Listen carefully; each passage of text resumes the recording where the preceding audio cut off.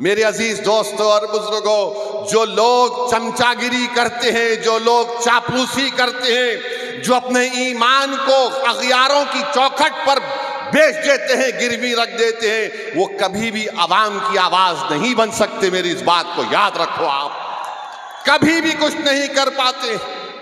क्या क्या नहीं हो रहा है। मुझे यहाँ पर हमारे शोएब जामाई साहब बताए कि कचरे का कितना बड़ा मसला है, कितना बड़ा मसला है। और जब ये केजरीवाल मुख्यमंत्री बने तो पब्लिसिटी के लिए 1 रुपया खर्चा होता था। अब केजरीवाल के मुख्यमंत्री बनने के बाद 44 रुपये पब्लिसिटी पर खर्चा किए जाते हैं। 44 रुपये। अपना घर बनाए, केजरीवाल ने अपना घर बनाया तो गवर्नमेंट के पैसों से महल बना लिया। अरे केजरीवाल, तुम यहां पर आकर देखते मुस्तफाबाद में लोग कैसी अपनी जिंदगी गुजारते हैं। मेरे अजीज दोस्तों और बुजुर्गों, नेशनल ग्रीन ट्रिब्यूनल ने दिल्ली हुकूमत पर 900 करोड़ रुपए का उनका कहा कि कंपनसेशन दो, मगर ओखला, गाजीपुर, भलसावा में जो कचरे के पहाड़ बन रहे हैं, ऐसा लगता है कि जूनागढ़ के गिरनार से भी लंबे पहाड़ कचरे के बन रहे हैं। कोई पूछने वाला नहीं है क्या डेवलपमेंट हुआ दिल्ली में, कुछ दिक्कत नहीं आता। आपकी आवाज जब होगी तो डेवलपमेंट दिक्कत आएगा। अगर आपकी आवाज नहीं होगी तो याद रखिए कोई डेवलपमेंट नहीं होगा। ये आम आदमी पार्टी का मुख्यमंत्री महरौली से एक साहब को टिकट देने का ऐलान किया। वो नरेश साहब का नाम लिए, बोला गया कि उनके ऊपर इल्जाम लगाया गया था, बल्कि कोर्ट ने सजा भी दी थी, वो कुरान की बेहरमती करे थे। ये इनका असली चेहरा है। आप जान लीजिए कि ईदगाह है पुरानी दिल्ली में, उसकी जमीन पर कब्जा हो गया। मैं जानता हूं 1 साल से केजरीवाल ने दिल्ली का वक्फ बोर्ड नहीं बनाया। तुम नहीं बनाए तो मोदी ने एक ऑफिसर का तकर्रुर कर दिया। ईदगाह की जमीन पे कब्जा हो गया, क्यों नहीं बनाया तुमने 1 साल से दिल्ली का वक्फ बोर्ड? किसने रोका था तुमको? मगर नहीं बनाया इसलिए ताकि कब्जे हो जाएं, ताकि कोई कुछ कर ले। मेरे अजीज दोस्तों और बुजुर्गों, हम आपसे अपील कर रहे हैं कि मुत्तहदा तौर पर अपने वोट का इस्तेमाल करिए। अगर आप फिर उसी चक्कर में फंस जाएंगे कि नहीं नहीं कुछ हो जाएगा, अरे अब क्या बचा है मुझे बताओ, अब क्या बचा है तुम्हारे पास? अब तो यहां से उठने की बात आपको और हमको करना है। भारत के वजीर आजम कहती हैं कि वक्फ संविधान में वक्फ नहीं है। प्रधानमंत्री के पास यकीनन एंटायर पॉलिटिकल साइंस की MA की डिग्री है, मगर नरेंद्र मोदी ने संविधान को पढ़ा नहीं कभी भी। अगर पढ़े होते तो आर्टिकल 26 को जब पढ़ते तो उनको मालूम हो जाता आर्टिकल 26 में वक्फ है। प्रधानमंत्री बोलते हैं UCC को लागू करेंगे। अरे प्रधानमंत्री, हिंदू अनडिवाइडेड फैमिली के टैक्स रिबेट तुम खत्म करो। लव जिहाद के कानून तुम बनाते हो, कोई अपना मजहब तब्दील नहीं कर सकता। और आजकल बीजेपी तो बाबा साहेब अम्बेडकर के बारे में अनाप शनाप बक रही है।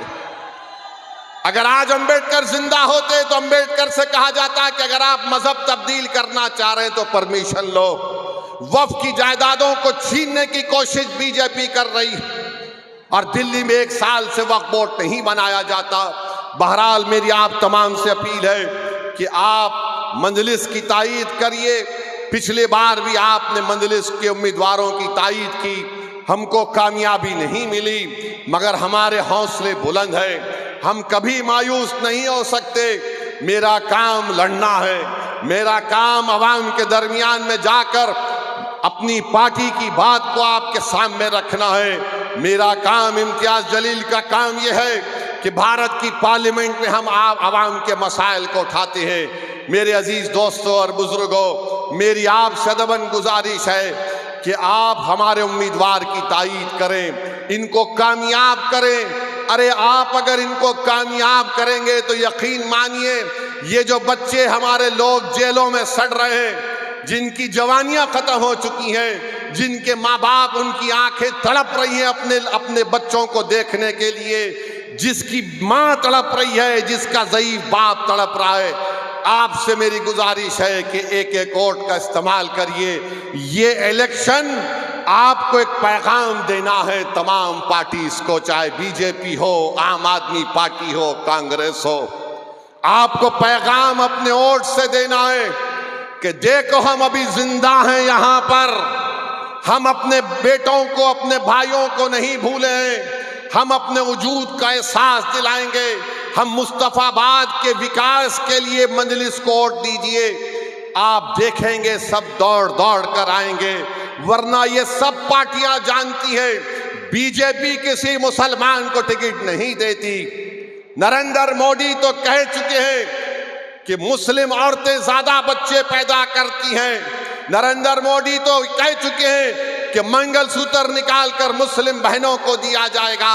मगर नरेंद्र मोदी जो बोले, आरएसएस के मोहन भगवत उल्टा कर दिए और मोहन भगवत बोल रहे हैं कि अब देश के जनता को 3 बच्चे पैदा करना चाहिए।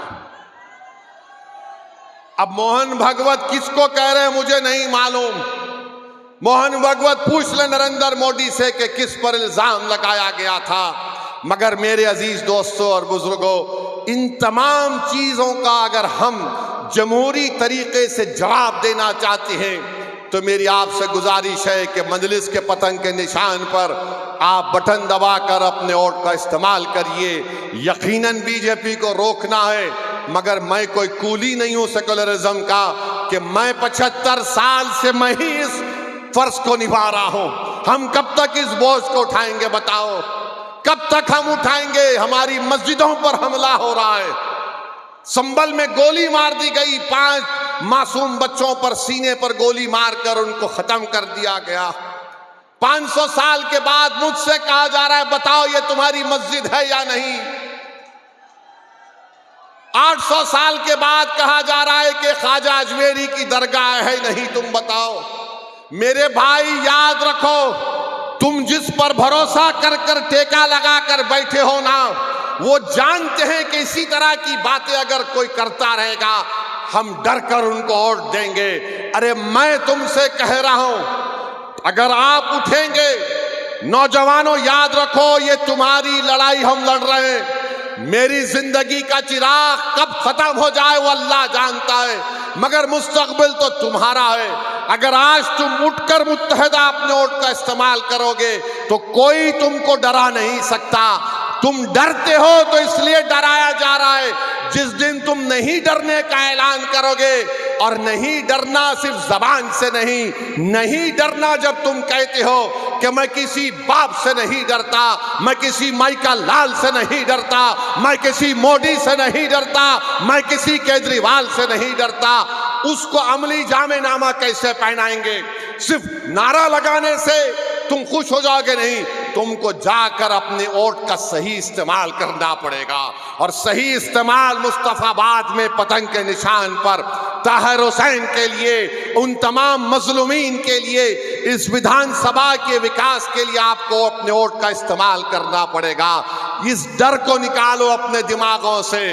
तुम कब तक और हम कब तक डरते डरते जिंदगी गुजारेंगे? एक बार इस डर को निकालो। इस दिल्ली के विधानसभा में आप अपने इत्तेहाद की निशानी के तौर पर मजलिस के नुमाइंदों को कामयाब करो। देखो हालात बदलेंगे, वरना याद रखो कोई आसमानों से आने वाला नहीं है, कोई जमीन से निकल कर आने वाला नहीं है। और अल्लाह भी उन्हीं लोगों के हालात को बदलता है जो अपने आप को बदलना चाहते हैं। अगर आप अपने आप को बदलना चाहेंगे तो अल्लाह इंशाअल्लाह ताला हमारे मुश्किलात में आसानी पैदा करेगा। अगर आप अपने हालात को बदलना चाहेंगे तो अल्लाह हमारे लिए हमारे मंजिल मकसूद को हमको पहुंचा देगा। अगर तुम सिर्फ दिमागी पसोपेश पे रहोगे कि क्या होगा, ऐसा करे तो ऐसा होगा, नहीं करे तो क्या होगा, अरे हमारी जिम्मेदारी जितनी है उतना निभाओ, हमारी जितनी जिम्मेदारी है उतना तो निभाओ। मगर ये सिर्फ आप देख रहे हैं कि कभी ये कभी वो, ये नहीं चलने वाला है मेरे दोस्त। अब केजरीवाल कह रहे हैं मैं ये दे दूंगा, मैं वो दे दूंगा, मैं ये कर दूंगा, सब कर दूंगा। केजरीवाल अपने जेब से नहीं दे रहे हैं, उनके अब्बा का पैसा नहीं है, गवर्नमेंट का पैसा है। मैं ये दे दूंगा, मैं वो दे दूंगा। अरे क्या दोगे तुम ताहिर हुसैन के घर को आकर तुम नहीं मिल सके, तुम क्या दे सकते हो? जो जेलों में है तुम उनके परिवार से एक बार फोन करके नहीं बात कर सके, तुम क्या दे सकते हो? तुम यहां पर रोड पे ट्रैफिक जाम होता, तुम उसको हल नहीं करे, तुम क्या दे सकते हो? इस विधानसभा में तुमने कौन सा स्कूल कॉलेज खोला बताओ हमको? तुमने कुछ नहीं किया। क्यों नहीं किया? क्योंकि केजरीवाल और मोदी जानते लोग डरते हैं। इनको डरा कर रखो, और इनको डरा कर रखो तो एक मुश्त में इनके वोट लेकर जाओ। और जब मैं इस तरह की बात करता हूं तो बोलते देखो ओवैसी वोट काटने के लिए आया है। मेरे अजीज दोस्तों और बुजुर्गों, अगर मेरी बात में सच्चाई है तो उस पर गौर करो। ये आपका इलेक्शन है, मेरा इलेक्शन नहीं है। मुझे हैदराबाद की आवाम ने कामयाब कर दिया, मेरी पार्टी मजलिस इत्तेहादुल मुस्लिमीन को। नरेंद्र मोदी, अमित शाह मुझ आए हैदराबाद को हराने के लिए, सब आए वहां पर, छोटे बड़े, मोहब्बत नफरत की बातें करने वाले, मगर हैदराबाद की आवाम ने 3,30,000 वोट से मुझे कामयाब किया। और आप हो बोल के नारा लगा रहे। आप भी कर सकते मेरे भाई, आप भी करेंगे, मुझे यकीन है। सिर्फ आपको उस डर को निकालना पड़ेगा। आप डर को निकालिए, कामयाबी आपके कदम चूमेगी। खैर बहरहाल मुझे यही चंद बातें आपसे अर्ज करना था। इंशाअल्लाह ताला जब चुनाव होगा मैं आपके गली कूचों में भी आऊँगा, मैं आपके घर पर आकर दस्तक दूंगा, मैं आपसे आकर भीख मांगूंगा कि मेरे लिए नहीं, अपने इत्तेहाद के लिए, अपने इस विधानसभा के मुस्तकबिल के लिए, नौजवानों के रोशन मुस्तकबिल के लिए और ताहिर हुसैन के परिवार के इंसाफ के लिए। जो बच्चे आज जेलों में सड़ रहे हैं, जिनकी जबान, जिनकी आवाज को दबाया जा रहा है, कोई सुनने को तैयार नहीं है। मीडिया एक तरफा बात करता है, अरे ये कैसा होगा मेरे भाई, कौन उनका हाथ पकड़ेगा, कौन उनकी आवाज उठाएगा? आज आपको दुनिया को बताना है कि हम उन लोगों के साथ खड़े हैं जिनको दुनिया ने भुलाने की कोशिश की। मेरी यही चंद गुजारिशात मैं आपके सामने अर्ज करने आया। इंशाअल्लाह ताला दोबारा फिर आऊँगा, आपसे मुलाकात होगी। आज आप अपना कीमती वक्त निकाल कर आए, बहुत बहुत शुक्रिया। अस्सलाम वालेकुम व रहमतुल्लाहि व बरकातुहू।